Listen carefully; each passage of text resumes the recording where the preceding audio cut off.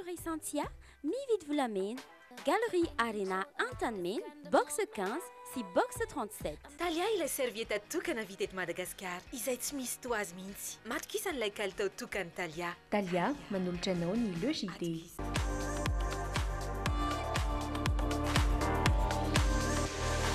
Luxor, le plaisir du confort. Neto avavao, ty tena mety amina. Mbola teo vilany, marikela vola. Assurance Aro manolotra ho anao. Aro, miaina sy miaro, mandry voniny vato. Telma, safidiky numéro 1 malagasy manolotra ho anao.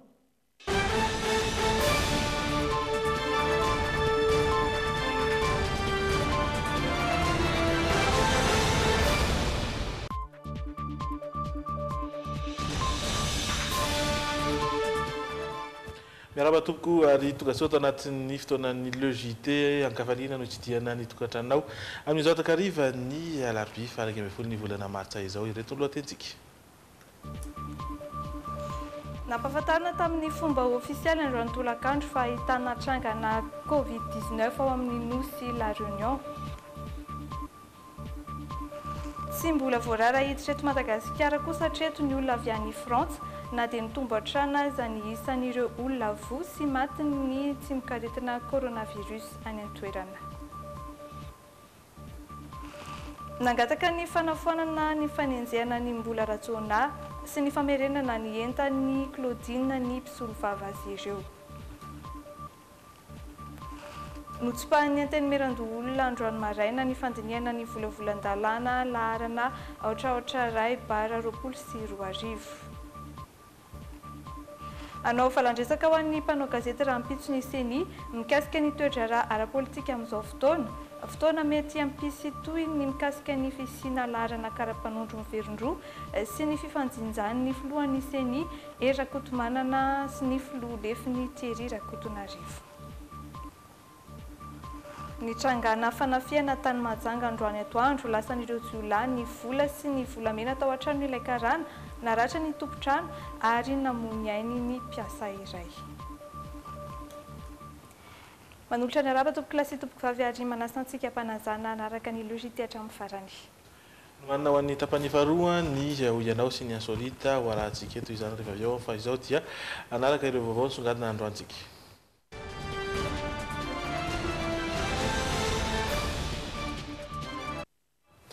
Ny vaovaon'ny fahasalamana no isantarantsika ny vaovao.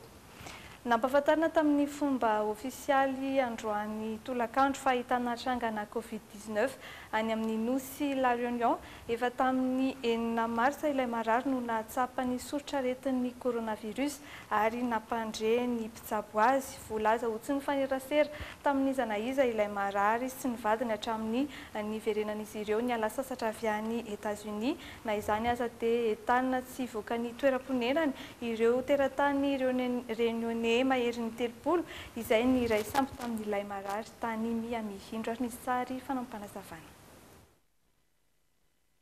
Ahitana tranga voalohan'ny coronavirus ny nosy La Réunion araka ny fanambarana ofisialy nataon'ny préfecture ny toerana.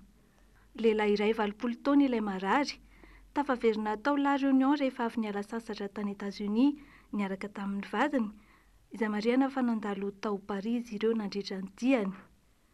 Efa tamin'ny zoma 9 marsa no voalaza fa nahatsapany sorotraretin'ny Covid-19 ilay marary ary tsy nisalasala nampandre avy hatrany ny mpitsabo azy tamin'ny alalan'ny Anton Darby. Le médecin traitant en question considérant qu'elle avait des symptômes mais qu'elle ne venait pas. Nankany hatrany izy mivady ilay mpitsabo nanao fizaham-pahasalamana sy nanome arotava azy ireo. Ny dia matrano tao foana tsy mifandray tamin'ny zanaizy izy mivady hatramin'ny niverenany avy niala sasatra. Tsy niraika ilay mpitsabo satria ny firenena nandehanan'izy mivady tsy betsaka trangana coronavirus. Et à la personne qui s'avère aujourd'hui contaminée et à la compagne. Tsy niandrela fa nanao valandresaka ho an'ny mpanao gazety ny préfet ny La Réunion sy ny taleny sampandraraparitry ny fahasalamana ny toerana. Nandritra izany no nentanina tsy hivoaka ny toeram-ponenany ireo teratany Réunionnais hafa mahery ny telopolo ny iray sambo tamin'izy mivady tany Miami. Naverina notsaivina ihany koa fa voarara ny famorin'olona mihoatra ny arivo nanomboka ny talata 10 martsa teo.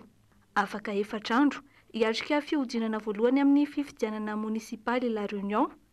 Hoentitra ny fepetra raisina ka ametrahana fanasana tanana isaky ny varavarana fidirana sy fivoahan'ny birao-pifidianana. Ianao mikasika an'iny tsy alalavitra amin'izay aloha hevitrizahatra aloha isika. Hatreto dia mbola ireo olona avy any Italia, Iran, Korea Atsimo ary Chine no voarara tsy hiditra eto Madagasikara. Tsy mbola voakasika izay kosa ny Fransa na dia mitombo hatrany aza anisan'ireo olona voa sy maty ny valanaretina coronavirus any an-toerana. Raha nambaran'ny solotenan'ny OMS eto Madagasikara androany dia andraikitry ny fanjakana malagasy ihany no manapa-kevitra na ampiato ireo sidina rehetra mampifandray ny firenena roa tonta na ihany koa ny sistany rehetra mampifandray izay firenena roa tonta izay manamafisana izay ady amin'ny coronavirus izay kosa dia fantatra fa nolotra fanampiana mitetina 3 tapitrisa dolara ho antsika amin'ny alalan'ny OMS ny banky maneran-tany. Mitatitra ny vaovao mikasika izay Sonia Andrenirina sy Stéphane Rakotomalala. Tsy mbola misy trangana coronavirus eto Madagasikara hatreto, nanamafy izany solotena ny vondrona iraisam-pirenena momba ny fahasalamana na ny OMS eto Madagasikara. Tsy aivina fa mbola mikatona ho an'ireo mpandeha rehetra avy any Iran, Italia, Chine ary Korea Atsimo i Madagasikara hatramin'izao. Mbola mitoetra ny kosa etsy ankilany ny sidina mampifandray antsika sy Frantsa izay mampia ihany ankamaroan'ny malagasy. Raha ny tarehimarika farany voaray mantsy misy 330 ireo maty ary mahery ny 790 ireo trangana coronavirus ao Frantsa amin'izao fotoana. Naneo ny heviny manoloan'izay androany solotena ny OMS eto amintsika. Il doit décider, il est souverain. Malalaka amin'ny fanapahan-kevitra raisy ny fanjakana malagasy ny amin'ny fampiatonana ny sidina mampifandray ny firenena roa tonta na ihany koa fanakatonana ny sistany ho an'ireo mpandeha avy any Frantsa na tsia. Amiko anefa tsy hitako loatra ny antony tokony andina ny sistany amin'ny Frantsa. Hatreto mantsy dia azo ambara fa matipaika ny lamina rehetra efa napetraka isorohana ny coronavirus tsy hiditra eto Madagasikara. Tsy hoadinoitsika aoka tsy hoadinitsika fa misy akony lehibe ara-toekarena amin'ny firenena izay fikatona ny sistany izay. Et plutôt l'impact économique. Niezaka nanontany ny ministry ny fahasalamana ihany izahay saingy tsy nentina maro kosa ity farany.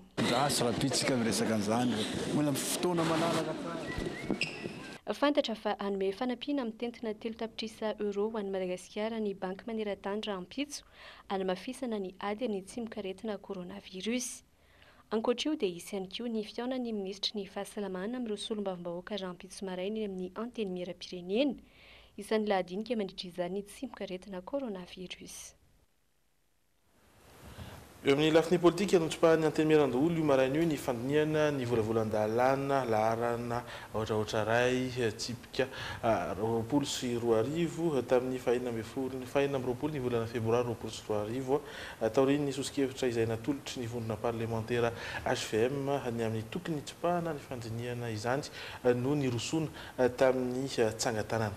Tsy nisy arak'izany ny fandaniana teny amin'ny Lapananosy kely ireo volana 3 mikasika ny lalàna mifehy ny fifidianana sy ny fitsapan-kevi-bahoaka ny volana mikasika ny fampandehanan-draharaha eny amin'ny antenimeran-doholona ny fanendrena sy ny fifidianana ireo senatera ary ny mikasika ny lalàna mifehy ny arenan-kebon-tany. Lantenenivy ny antenimeran-dolo io maraina io ny sosikevitra natolotry ny vondrona parlementaire HVM dia ny tokony tsipahandreo lola ny fandiniana ny volavolan-dalàna ohatraohatra ray tsipika 20 sy 20 tamin'ny 9 febroary 20 sy 20. Motion de rejet izay tafiditra ao anatin'ireo lalana 3 azon'ireo parlementaire izorana mandritra ny fitoam-pivoriana iray nafana ny ady hevitra talohany nahafahana ny roso tamin'izany. Ny zavatra olanitsika eto rato koa ny soratra eto mazava be eto io hitatsika hoe adoption du projet de loi adoption nataontsika zao monsieur le président araky ny règlement intérieur sy ny lalàna manakely atao tany sy fanjakana zay zany tokony ataontsika manao adoption io dia hoe eny na tsy ka ny HVM mananao taratasy monsieur le président hoe izy tsy anaiky rehefa mety tsy manaiky izy manangatana monsieur le président fa tokony fahantanany epelakety hoe iza mandany anty projet de loi ty iza no tsivaka ary iza tsy manan-kevitra misy atao hoe ajustement dia hitantsika teo zany dia ny reget dia reget zany dia tsy maintsy misy taratasy apetraka sénateur ary président na groupe parlementaire na groupe sénateur na sénateur anankiray afaka mametraka an'izay ihany dia iny reget iny aloha dia fangatahana reget iny no adoptena sahala nataonareo teo ka raha voalany le reget dia mialgany ato mitony ato l'adoption de la motion de rejet préalable entraîne le rejet du texte à la contre duquel elle a été soulevée. C'est ça tout prise. La volage, le rejet des rejets automatiques du texte. Motion de procédure, tout nous voter le c'est article article 80 et article 92 alinéa 1.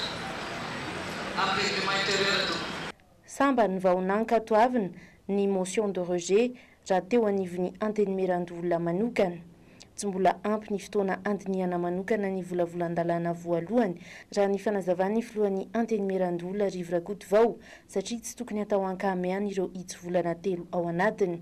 Andrasandray araka izany ny fanapahan-kevitra izay ho raisin'ny any Tsimbazaza. Ity zany tsy andinika any anatiny koa izy fa tena ohatran'ny hoe mandatsy andinika izy. Zay ngamba raha tsotsorina tsy ny lalàna. Hoe zay tsy andinka an'io satria zao ny antony. Hitanay fa tsy manara-dalàna io zay ny argument noentiny teo. Hoe tia ny lalam-panorenana, tia ny décision ny HCC dia ordonnance ve nanaovanareo.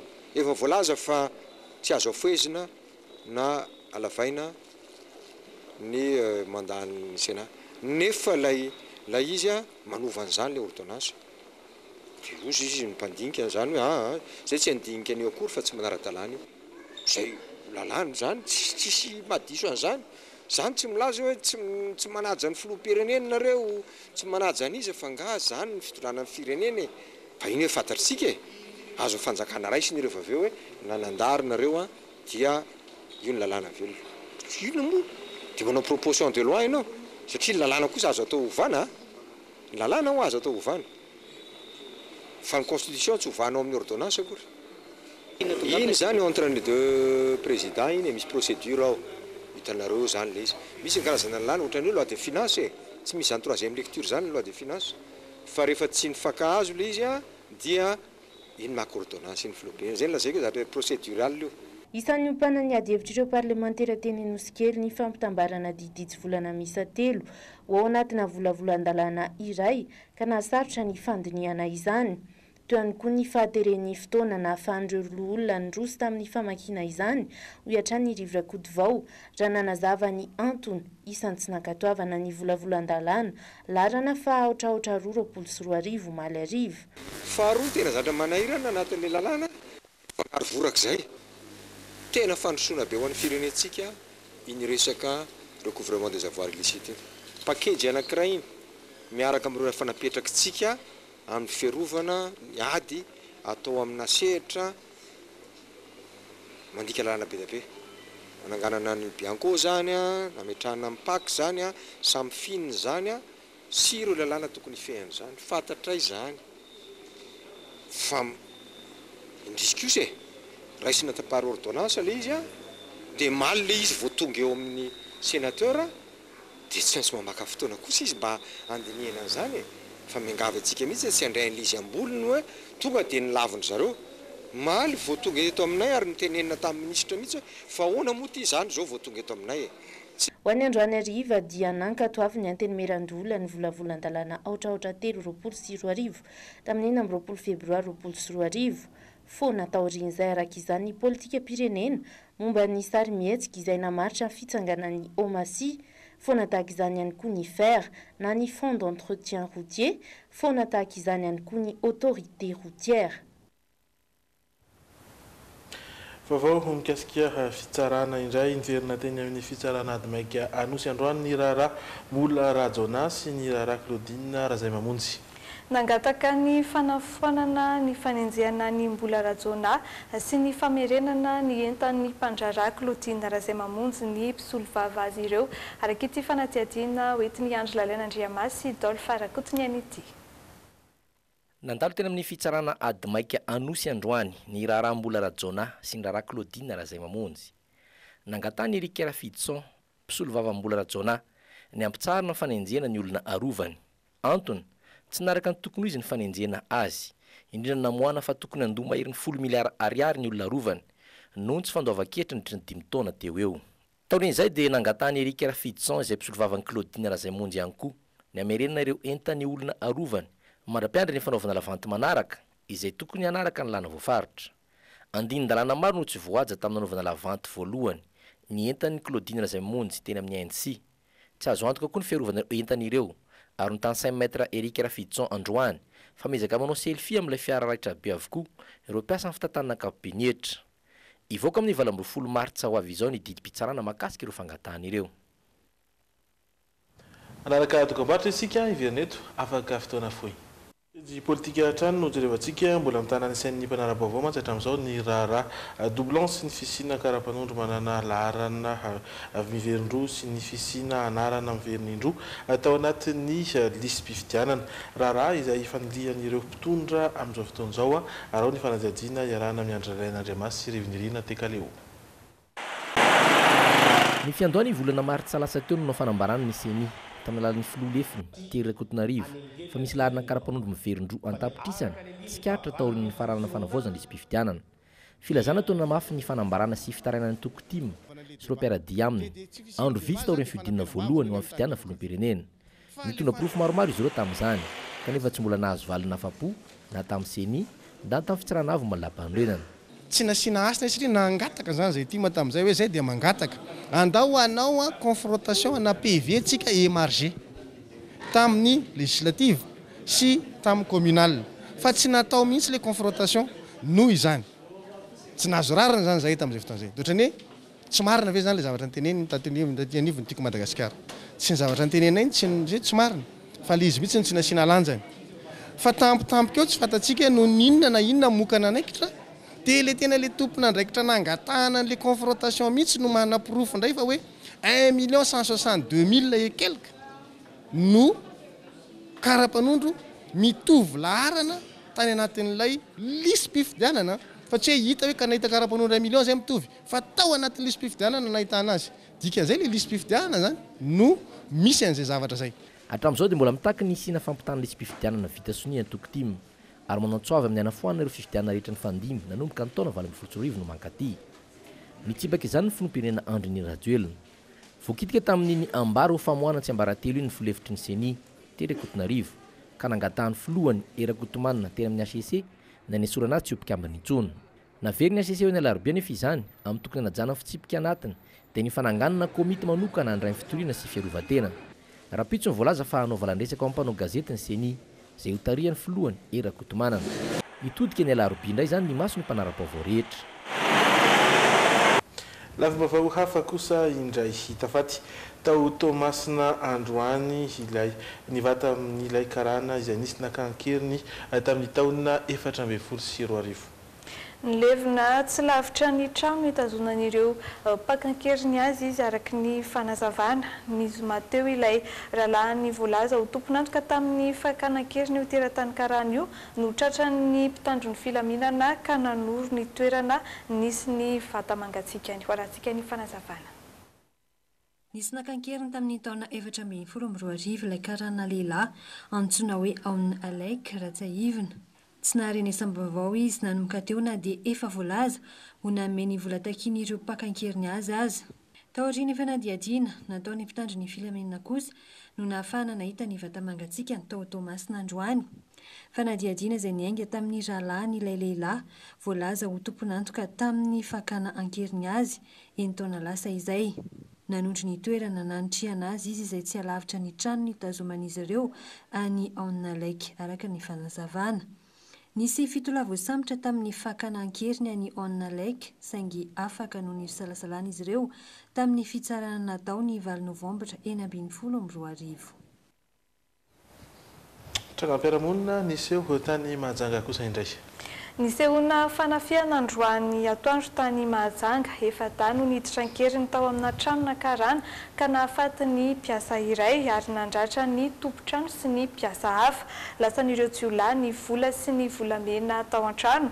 Tesakila nitetra teky ny polisy any Mahajanga ireo 5 lasaka anafika mpanatitra vola ana tranombarotra iray. Miantso ny rehetra anome vaovao sy iara-iasa amin'ny polisy. Mitatitra ny vaovao amintsika koa sy Andry Lalaina Andriamasy sy Stefan Rakotomalala. Androany tamin'ny 12 latsaka faefany atoandro teo no nisy efada nitrankeriny tao amina tokantrano iray teo ampitany sekoly Montfort Saint-Gabriel any Mahajanga. Araka ny tato-baovao dia nanaroatra ny fisokafan'ny trano no fidirana mpiasa iray avy mividy saribao izy efada ka nitrankeriny tao amin'ity trano nakarana ity. Nanakenda sy nidaroka lera matotompo-trano izy ireo ary mbola nidaroka ka nahafaty mpiasa lahy iray mba hitadiavan'izy ireo ny vola sy ny volamena ary dia lasa n'izay tao an-trano rehetra izay tsy mbola fantatra ny totaly ny hatreto. Efa ampelatana mpitandro filamina ny raharaha. Tetsik'ilan'izay nefa dia tratekin'ny polisy any Mahajanga ireo jiolahy 5 nikasa nafika mpiasa amina tranombarotra iray sampany orinasa mpanamboatra sy mpivarotra biscuits sy bonbon avy aty Antananarivo andeha hanatitra vola maty na versement. Tsy naomby fanafiana io ary hita tamin'ny caméra de surveillance an'ilay tranombarotra fa nisy mpiasa iray niraitsy-kombakomba tamin'ireo jiolahy. Andeha hanafika anjoban'le vola be reto jiolahy reto kanefa tsy azo ny ilay vola tao anatin'le fiara fa tafitsoaka le fiara. Tamin'io moa zany nisy caméra de surveillance manodidina ny ilay toerana ka teo moa no nahafahanay nanao ny fanadihadiana lalina ary nahafahana no ny sambotra reto jiolahy reto ka ny ray tambe moa zany no fatatsay dia no samborina ary rehefa voasambotra izy niaiky fa nandray anjara tamin'io fanafina nandamoka io ary nanory ireo namany anakefatra ary eo efatra ireo moa voasambotra dia niaiky daholo fa nandray anjara mivantana tamin'io fanafina io.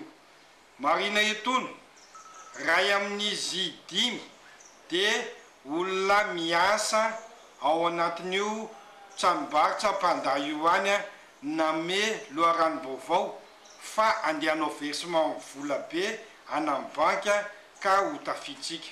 5 lahy izy ireo nitratra amin'izao fotoana molisy namandroa mbola karohina.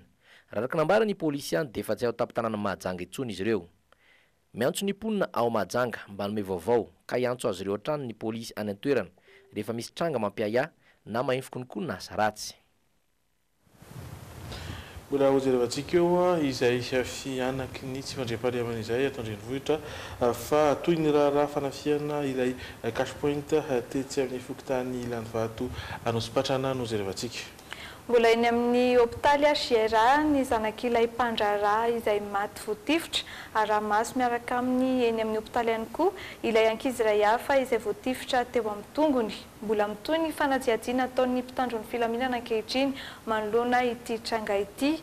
Ny Praiministra lehibe ny gouvernemanta kosa namoaka fanambarana ny amin'ny tokony amisina laharana ireo moto mifamezivezy eto andrenivohitra araka ny fantatra amin'ny alalan'ny fandehanana amin'ny moto no anaovan'ireo olon-dratsy izay asa ratsin'izay. Izay no mikasika an'igny afa hojerevantsika indray ary nisy lafavaovao hafa toy ny fanondrarana sokatra. Olona iray mikasa hivarotra sokatra roa lehibe amin'ny karazany radiata no nahiditra ponja vonjomaika rehefa saron'ny polisy ny sabotsy lasa teo. Mpiasa eo anivon'ny ministeran'ny fitsarana ilay nahatrararana ireo sokatra izay arovana fatratra ireo raha ny fanamarinana natao no kasainy amidy amin'ny sarany 550 tapitrisa ariary ireo sokatra misa roa. Mitatitra ny vaovao Irindra Tahiry sy Dolpha Rakotoniaina. Raha ny fampitaom-baovao navoaka ny vovonana Alliance Voalgaz dia ny sabotsy lasa teo no tratehaka tany amina olona iray ny kasanao varimaizina izany ny sokatra radiata efa lehibe miisa roa. Ny faraparan'ny herinandro iny no nahitana ny filazana nataony hivarotana ireo sokatra ireo tao anaty gazety miseho isan'andro amin'ny sarany 550 tapitrisa ariary ho an'ireo sokatra roa napetraka ny mpitandro ny filaminana avy eny amin'ny sampana adeloka-behivavy ny velam-pandrika ka nahafahana androso tamin'ny fanatrarana azy. Ny fanadihadiana no nahafantarana fampiasa ao amina ministerina fitsarana ilay saika hivarotra ireo sokatra ireo. Tahorin'ny fiatrehana ny fampanohavana ny alatsinainy teo dia nahitra ponja vonjimaika ilay lehilahy. Voarara ny lalàna eto amintsika araky ny voarakitry ny sitesa ihany koa ary mety hazona sasatra amin'ny fampidirana ponja, ny fiazonana, ny famindratoerana na famarotana ireo karazany zavaboary arovana na zavamaniry na mananaina tafiditra ao anatin'ireo ny sokatra. Isan'ireo mbola manohy ny ady ataony amin'izany trafika narena ara-javaboary izany ny vovonana Alliance Voile Gaz, izy ireo izay ao anatin'ny fitakiana ny fampiarana ny lalàna amin'ireo rehetra manao tantely afa-drakotra ireo arena ireo dia efa nametraka ny laharana maitso. Ny 2025 ihany koa ahafahan'ny olom-pirenena mampafantatra na mijoro vavolombelona sy manome vaovao raha misy tranga mifandraika amin'izany. Izay izay tsy mandra-pahalemana eny Anosy Be izay indray. Lehilahy iray no lasebatry ny asanjolahy teny Anosy Be ny aliny talata teo. Vola 2 hetsy no lafan'ireo olon-dratsy ary naratra mafy ilay ny arambona mampiakatra ny tany tsy fandriam-pahalemana hatrany ity tranga ity.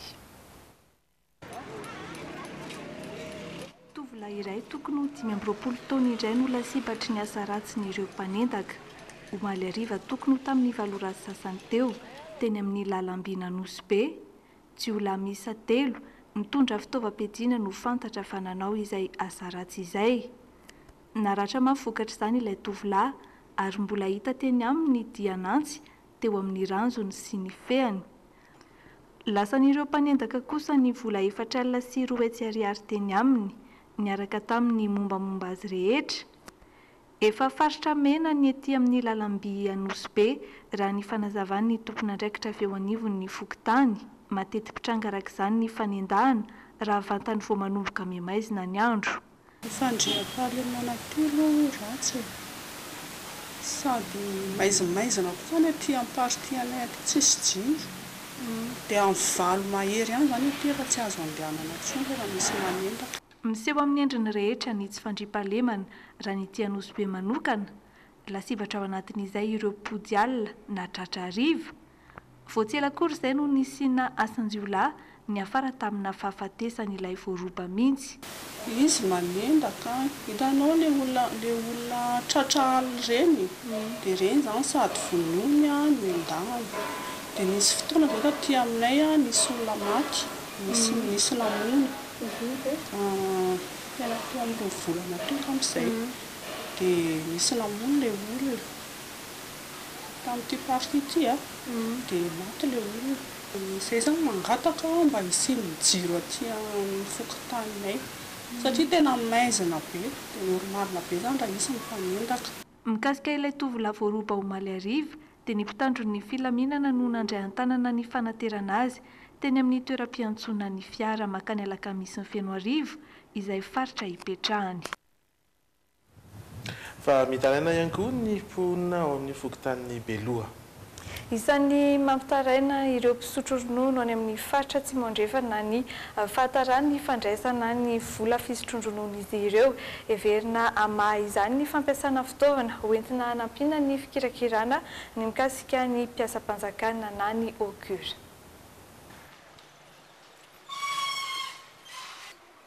Distrika 3 ao amin'ny faritra Tsimondrefana no mbola ahitana olana goavana eo amin'ny fikarakarana ny mpiasam-panjakana.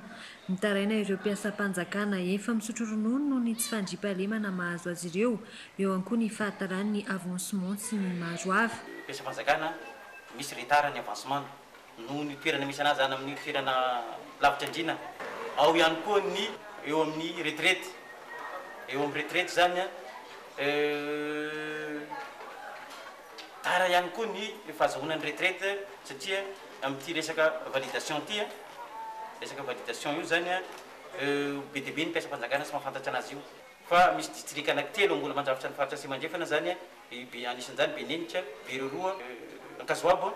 Io zany mafapana dia tsy afaka mbola tsy nanapa-kevitra zay io andehoany. Ivatsy hoe izay olana izay araky ny fanazavana satria isy ny fametrahana guichet unique eny amin'ireny toerana ireny. Isy ihany koa ny fampiasana fitaovana entina hikarakarana ny mikasika ireo mpiasam-panjakana ao amin'ny faritra Tsimondrefana na ny augure.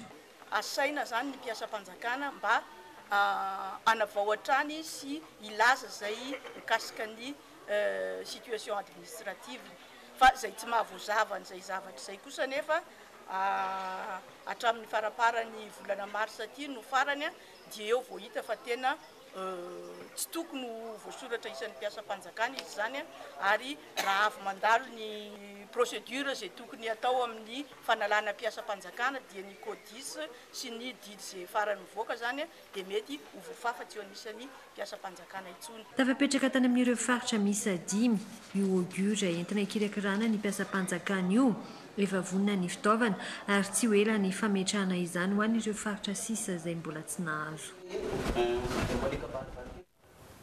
Ijery lafa mavavafy indray isika i Madagasikara no firenena manana taha ambandrindra amin'ny fanaovam-baksiny aty Afrika raha nambaran'ny solitenan'ny OMS eto amintsika androany. Efa maro ireo ezaka natao ampiakarana izay taha izay, anisan'izany ny fametrahana ireo ivitoerana fanaovam-baksiny manakaiky ny vahoaka, tanjona ny atratrarana 700 izay tahan'ny fanaovam-baksiny izay manerana nosy mitondra ny vaovaontsika Isony Andrenirina sy Stéphane Rakotomalala. 20 isanjato ny tahan'ny fanaovam-baksiny eto Madagasikara hatreto raha ny salanisa voaray avy amin'ny OMS sy ny UNICEF.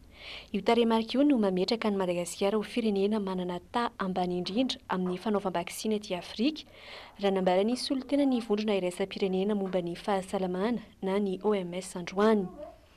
Isan'ny faritra marisarisa amin'ny fanaovam-baksiny eto Madagasikara ny eto Analamanga, Alaotra Mangoro ary Iorombe. Efa maro ny ezaka natao ampiakarana izay tahan'ny fanaovam-baksiny izay. Anisan'izany ny fanentanana, teo ihany koa ny fametrahana ireo ivitoerana fanaovam-baksiny manakaiky kokoa ny vahoaka toy ny etsy be felatanana, ny hopitaly Andrenisinjaza etsy Tsaralalàna, Ambomiandra ary ny Taotoliara. Vina apetraka amin'izao fotoana ny ahatrarana 700 ny tahan'ny fanaovam-baksiny manerana nosy ary 20 isanjato ny tahan'ny fanaovam-baksiny isaky ny distrika, hoy ny vadin'ny filoham-pirenena izay renim-piany fahasalaman'ny Andrenisinjaza eto Madagasikara. Informez-vous, prenez la vaccination de l'outil autour de vous. Parlez-en, discutez-en, bannissez rumeurs infréquentes et infanticides et entraînons-nous tous ensemble à faire de la santé de nos enfants une réalité de demain.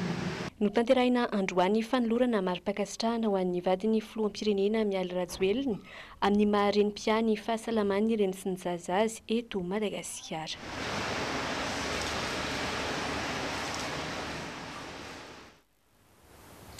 Tsy miala lavitra ny sehatry ny kolotsaina ny tontolon'ny omby nanao fanandalinana manokana mahakasika izay omby izay mihitsy mantsy ireo mpandalina ny zavaboary misy eto Madagasikara. Fantatra tamin'izany fa marobe ny vokatsoa azo avy amin'ny omby nanatontosa horonan-tsara izy ireo ka nampitondraina ny lohateny hoe omby Madagasikara et le zébu, ampahafantarana ny malagasy ireo tombotsoa azo avy amin'ny fiompiana omby eto Madagasikara. Ny andinindin'izay etiny Aina Rabarisoa sy Dolphe Rakotoniaina. Zava-misaraka amin'ny malagasy ny omby, marobe ireo zavatra ilaina ny omby rehefa atao ny famakafakana. Ankoatra ny famadiana azy ho lasa sakafo sy ny fampiasana azy eny an-tanimbary, tsy voatanisa ireo fomba amam-panao malagasy miankina betsaka amin'ny omby. Anisan'izany ny famonoana omby rehefa misy fitokanana zavatra lehibe iray, midika izany fa manana anjara toerana lehibe eo amin'ny fiainan'ny malagasy mihitsy ny omby. Kavadika io raha dia ny omby azo atao takalo omena alohan'ny angalana an'ilay vady dia hitantsika amin'izany fa zay zavatra ataontsika moa matetika izany dia misy ahitana matetika mba tsy tenenana fotsiny na ny ariary ara dia mitondra ny lohan'omby. Samy manana ny fomba ampiasain'ny omby avokoa ireo faritra rehetra eto Madagasikara, toy ny any amin'ny faritra Alaotra Mangoro, ampandalovina eo ambonin'ny lohan'omby efa tapaka ny zaza avy noforaina, anamarinana ny mahalehilahy azy eo amin'ny ivon'ny fiarambonina. Isaky ny roa taona no anaovana io fomba io any Anorohoro. Tsika eto Madagasikara indrindra ny malagasy dia mila mampiasa ny omby amin'ny lafiny maro isan-karazany. Raha makany amin'ny sambaritsika dia ampandalovina ambonin'ny lohan'omby efa tapaka ny zaza avy noforaina, raha tsy izany tsy manana an'ilay tsy afaka mitondra ny tena hoe mahalehilahy azy. Ao amin'ny FM no amoahana ity horonan-tsara ity voalohany indrindra amin'ny alakamisy ho avy izao. Asaina natrika izany avokoa ny tsirairay ahafahany mahafantatra bebe kokoa ny momba ny mahazava-dehibe ny omby eto Madagasikara.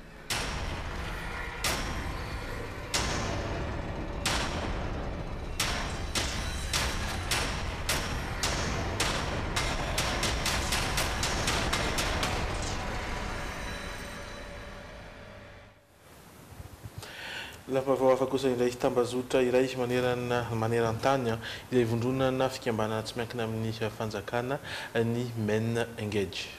Ny ady amin'ny herisetra mianjady amin'ny vehivavy sy ny ankizy no tanjona ifantohan'ireo mpikambana ao anatin'izay tambazotra izay tafiditra ao anatin'izany ny fampanjakana ny miralenta eto amin'izao tontolo izao hanatanteraka hetsika miompana amin'izay ary izy ireo amin'ny 17 ny volana marsa izao. Ny fampandraisana anjaran'ny lehilahy amin'ny fampanjakana ny miralenta no tena tanjona voalohany indrindra ataon'ny Men Engage amin'izao fotoana izao. Anisan'izany ny ady amin'ny herisetra, ny fampiroboroboana ny fahasalamana ara-pananahana ary ny tsindry rehetra mianjady amin'ny vehivavy sy ny ankizy vavy. Ohatra hoe ao tokantrano dia ampandraisana andraikitra zarain'ny mpivady izany ohatra ny andraikitra raharaha ao tokantrano, ny fitaizana ny ankizy. Dia ny mpivady koa tokony mety hoe samy afaka mandeha miasa dia rehefa tonga ny hariva dia mifanampy amin'ny raharaha atao tokantrano. Tsy andoavam-bola ny fidirana ao anaty fikambanana. Ny hevitra, ny vina, ny paikady eken'ny Men Engage no ezahana paritaka ary izany indrindra no antony hetsika izay atao amin'ny 17 marsa ho avy izao. Ifampizadrana torohevitra eo amin'ny samy mpikambana ary hanomezana tsoke-hevitra ho amin'ny ho avy. Anisan'izany ny ezaka atao mba hampihenana ny fanambadiana loloatra. Ny misy anankidimy ny zavatra horesana mandritra ny symposium amin'ny 27 mars io ary ao anatin'izany ny fampandraisana andraikitra sy anjaran'ny lehilahy ho amin'ny fiovana sy fanovana ny hevitra manohana sy mitondra amin'ny tsy fitovian'ny mahalahy sy mahavavy. Natao manokana ho andreo mpikambana ao anatin'ny Men Engage ny hetsika izay ho tanterahana amin'ny 17 ny volana marsa io. Mandray anjara amin'ny io avokoa ireo fikambanana misa 14 ao anatin'ny Men Engage eto Madagasikara. Hetsika voalohany indrindra ataon'ny Men Engage eto Madagasikara no tanterahina ka ilaina ny fahatongavan'ny mpikambana rehetra. Insarinany koa no hetsika miampita amin'ny maresaka avy any ivelany. Feno herintaona no nianjairany ilay Boeing 737 Max ny kompania Ethiopian Airlines izay nahafaty ireo mpandeha mahery ny 50 nisy ny hetsy-pahatsiarovana nataon'ny fianakavian'ireo namony ainy tsy adinon'ny mponina manodidina ny toerana nisehon'ny lozam-piaramanidina ny zavantranga ny andro ny 10 marsa 2024. Tanterina tamin'ireto fiarabe ireto ny fianakavian'ireo namony ainy namonjy ny toerana nisehony ilay lozam-piaramanidina ny kompania Ethiopian Airlines herintaona lasa izay. Voafetra ny olona nanatrika ny hetsy-pahatsiarovana ary na ny mpanao gazety aza tsy navelan'ny mpiambina nanantona.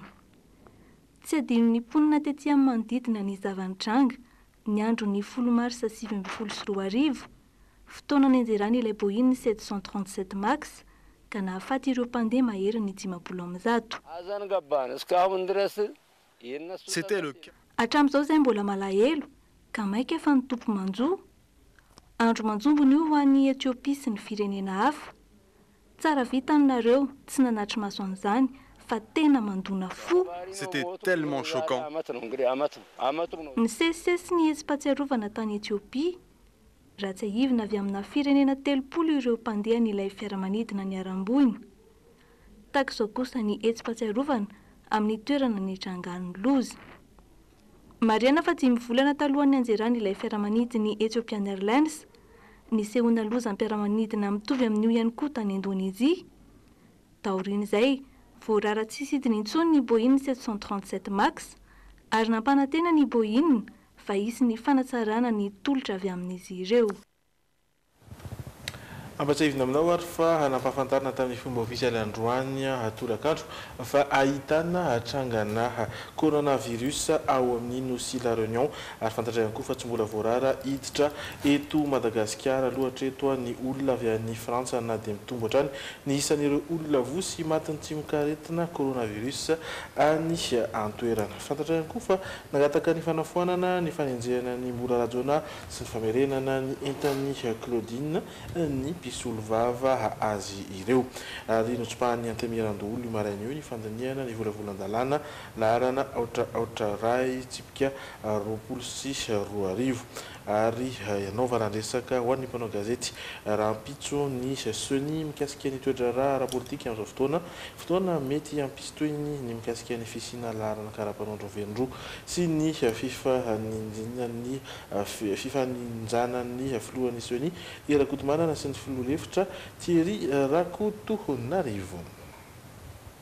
Tsika amintsika koa sara zao hoe anahoana ny endriky ny toy ny fiarahantsika eto anatin'ny logité isan'ny ho hitantsika ao anatin'ny hoianao ny fahafantaran'ny olona n'izany asan'ny plombier izany.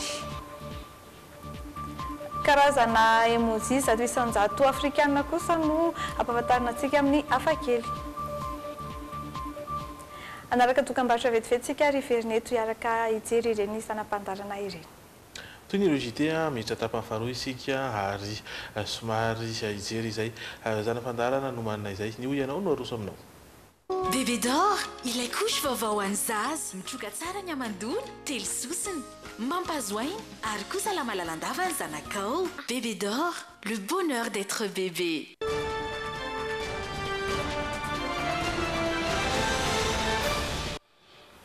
Andro maneran-tany natokana ho an'ny plomberie androany ny fahafantaran'ny olona ny anjara asany izany hoe plombier izany kosa no hovaliany ireo sendra ny fandraisam-peon'ny logité. Inona ny asan'izany plombier izany raha fahafantarana madama anazy? Karakara ny momba ny rano. Rehefa misy simba dia atsona manao ny tuyau plastika ohatr'izany ny asan'ny plombier. Fidy izay no nanao spécial atao dia ny rina. Plombier raha ny fahafantarako azy dia mpanao installation an'ilay pompe ao an-trano ireny zany. Ie miala avy any amin'ny compteur dia manaparitaka ny rano any an-trano.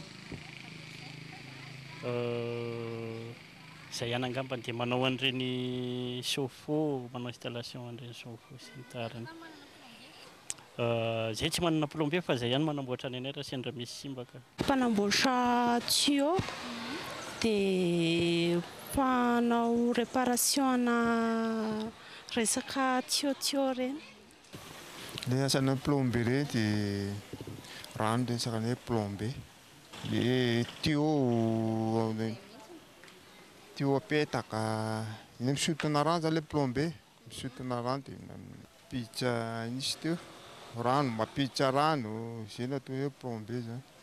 Manao resaka momba ny ohatrany hoe installation na pompe, manao installation na lavabo rehetrarehetra. Famantaraka ny asan'ny plombier zany zao manao jirona rano. Manapaka hazo, mamonjy vona sy ny tariny ireny. Izay ihany angamba. Ny plombier amiko dia manamboatra ny fatsona ao an-trano. Ohatrany hoe zavatra tsetsina reny amin'ny fandehanan-drano ao an-trano reny mivoaka makany amin'ny lalany tokony izay izorany. Tsy manana izay satria ny anay amin'ilay azo atao hoe trano taloha dia mbola ny manaraka ny teknôlôjia ny taloha ihany fa tsy anay amin'izao intsony.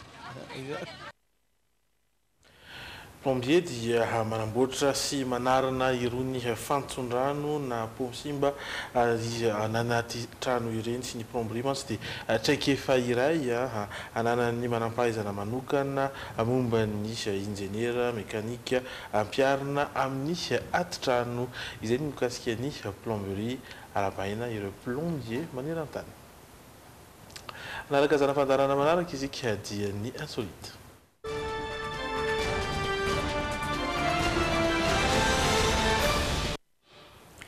Mba tsy hoe fahantrana tany miady na ihany koa anohanana foana no alalan'ny olona ny Afrika dia nahita hevitra ny tovolahy ivoariana iray ka namorona emoji 100 afrikanina hoentiny indrindra na sokandinana fa manan-karena kolontsaina ihany koa i Afrika.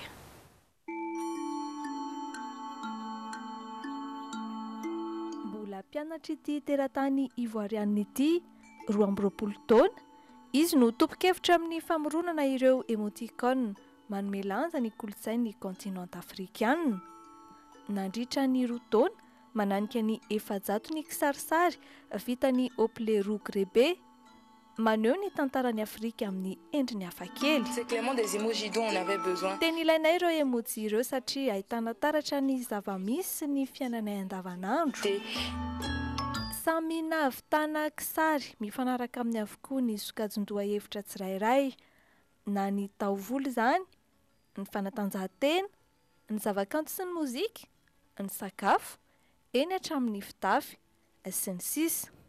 Tany miady ianjadiany anohanana sy ny fantrana, io indraindray no ahafantarana ny Afrika. Ny anovan'izay fomba fijery izay ary no tanjona ho an'ity tanora ity, ka nahatonga azy namolavola singa mpifandraisana mampiavaka manokana ny Afrika sy Côte d'Ivoire ny aviany indrindrindrindra. Par exemple, pardon, le signe qu'on fait. Ohatr'izao ny atao rehefa miala tsiny. Tsy hitany amin'ny emoji mahazatra nefa izany. Amin'izao kosa, efa afaka mampiasa tsara ny ora zareo amin'ny alalan'ilay application nomena ny anarana hoe Zuzukoa, izay azo lazaina ho fahombiazana satria efa mahatratra 3 alina sy 2 hetsy eo no mikirakira azy amin'ny WhatsApp na ihany koa ny iMessage. Iresary ireny no nentina narafitra ity tapany faharoa ity miaraka amin'ny famantarana ny mety hovinana ny toetrany andro ho an'ny tontolon'ny androny lakamisy faharoa ambin'ny folo ny volana martsa.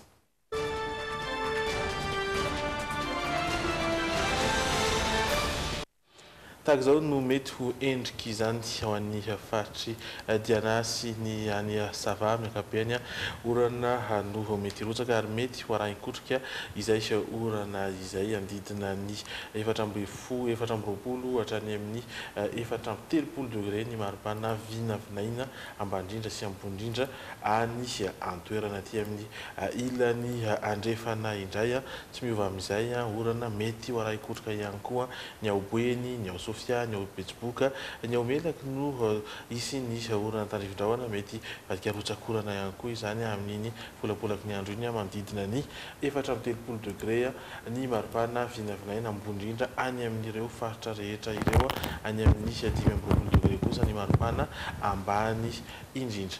Aty amin'ny ilany atsinanana indray zany hoe alaotra mangoro analanjorofa ary atsinanana dia somary anjombona amin'ny ankapobeny ao ary laotra mangoro ao fandimba raha na izany azy fahaty analanjorofo indray no ahitana rotsakorana indray aty analanjorofo sy aty amin'ny faritra atsinanana izany manodidina ny 30 degré eo ny maripana ambondrindra aty amin'ny tapany atsinanana raha toka eo amin'ny 20 degré ny maripana ambandrindra aty alaotra mangoro 20 degré maripana ambondrindra ao alaotra mangoro ao izay no mitondra antsika eto ampovoantany ahitana ireo faritra Ibongolava Analamanga Itasy Vakinankaratra moa izany izay somary isiny rotsakorana akoatra ny eto Analamanga moa izany andidina ny 17 hatrany amin'ny 4 degré anoany ny maripana izay vinavinaina ao aty faritra ity any Ibongolava kosa no hiakatra izany maripana izany raiky amby 30 degré no vinavinaina. Aty amin'ny tapany atsimotsimo indray zany hoe faritra Moroma ny Matsiatra ambony Iorombe no somary fandimby raha ona Somasandro amin'ny ankapobeny somary anjombona ambambany ihany koa maripana manodidina ny 19 20 ary mananika hatrany amin'ny 30 kosa ho an'ny Iorombe. Aty amin'ny faritra atsimo atsinanana indray no isy rotsakorana vinavinaina ho an'ny vadivavy fitovinany sy atsimo atsinanana iny andidina ny 20 hatrany amin'ny 30 degré any ny maripana vinavinaina ho an'ireo faritra ireo mamarana izany ny any amin'ny faritany Toliara izay ibalika tanteraka ny masoandro ho an'ny Menabe andro iary atsimo andrefana maina ny andro amin'ny ankapobeny na ho an'ny faritry Anosiny ihany koa any amin'ny 430 degré ihany kosa ny maripana ambondrindra any Menabe no ahitantsika ny santionany amin'izany. Ny 10 ora mahery raiky amby 10 minitra azafady sy no hiposaka ny masoandro ary lentika amin'ny 9 ora mahery 9 minitra.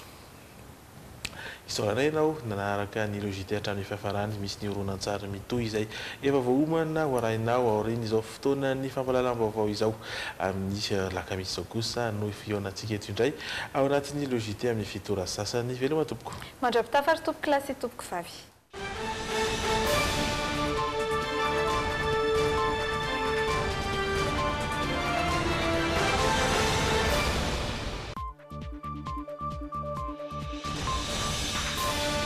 Telma, safidiko numéro 1 malagasy nanotra ho anao teo. Bijouterie Santia, mividy volamena. Galerie Arena Antanmen, box 15 sy box 37. Assurance aro nanolotra ho anao teo. Aro, miaina sy miaro, mandry voniny vato. Talia ilay servieta tokana vita eto Madagasikara, izay tsy misy toazy mihitsy. Matokisa n'ilay kalitao tokany Talia. Talia manolotra anao ny Le JT.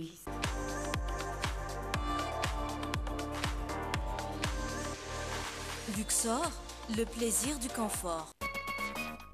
Neto avavao, ty tena mety amina tio filany, maritsela vola.